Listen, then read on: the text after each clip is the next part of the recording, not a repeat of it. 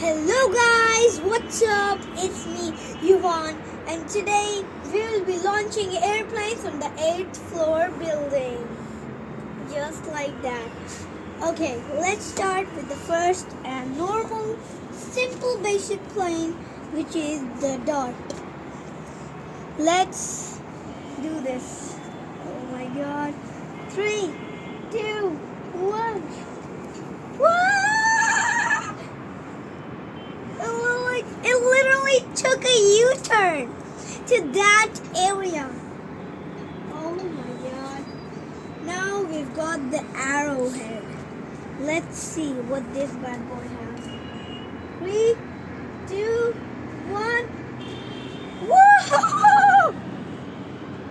Oh my god, it literally landed in the greenery. Then we've got the best and one and only Suzanne. This is the world record plane. Okay, let's get started. 3, 2, 1. Woo! That was the most furthest one yet. Okay, maybe not. And last but not least, we have got the best design of them all.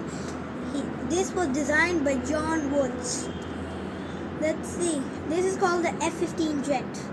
Let's see how far this flies. This also has very good glide. 3, 2, 1.